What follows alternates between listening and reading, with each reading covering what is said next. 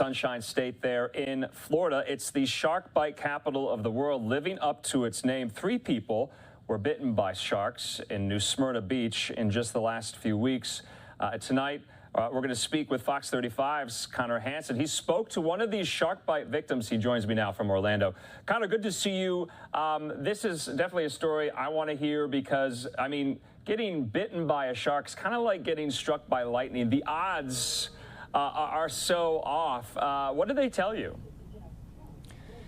Yeah, Andrew, and it seems like it's happening a lot here lately. And Brandon Boncore, the surfer who we spoke to, always knew it was a real possibility. He could be bitten by a shark when he'd go out into the ocean to surf. But while he became an unlikely victim in this, he feels lucky this didn't end up worse. Just a couple of days after getting bitten by a shark, Brandon Boncore is unfazed by the sight of his surfboard still marked with his own blood.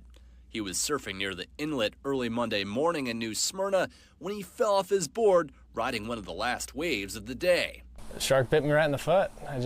Something clamped onto me, and I knew it was a shark right away, but it was just a lot of pressure that kind of clamped on my foot and took my right foot and kicked it away, and at that point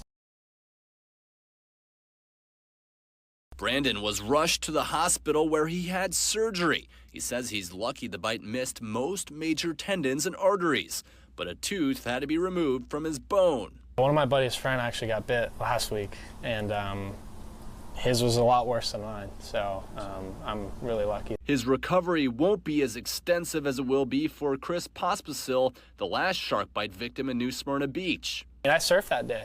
He was there out in the afternoon, and I surfed that morning, the same spot, so that could have happened to me, right? And it kind of did. Our Skyfox drone captured these images of sharks swimming in the same area the day Brandon was attacked. He says he saw them too, but insists he'll get back out there. There's sharks around, just kind of keep your distance, and that's all you can do, you know? I mean, that's part of the package, right? You go out, surf, there's sharks in the water, it's not our ocean. And Brandon Boncore told me he hopes his recovery will only take a couple of months, and soon he'll be returning to college in Georgia where he plays golf. Andrew? Yeah, Connor, it seems like there's just so much of these just in the most recent time period here. Are officials kind of warning people to stay out of the water? I know these guys surf and they love surfing, but is there any directive from officials there to say we might close these beaches because of the increasing frequency of these attacks?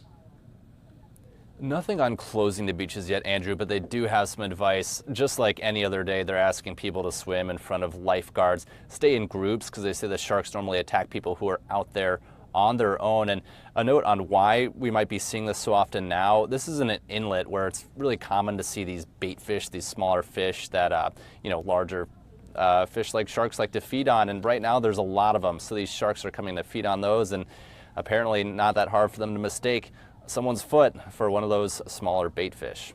I know, Connor, you always kind of have to put yourself in their shoes about, what would you do in that situation? Would you panic? What would you do? Would you keep calm? I was curious, did he get a glimpse, like face-to-face, of the shark? I asked him that, and he told me he didn't actually see the shark. Okay. He was riding a wave, he says, when he actually fell off the surfboard and felt that shark clamp down, kicked away with his other foot, never saw it. Unlike the last surfer, who he knew the last one to be attacked by a shark, he saw that shark up close, chomping down on his foot. So really scary stuff. You're not always going to see it coming. Yeah, can't even imagine. Connor Hansen, is always good to see you. Thanks so much for bringing us that story, and we'll talk again.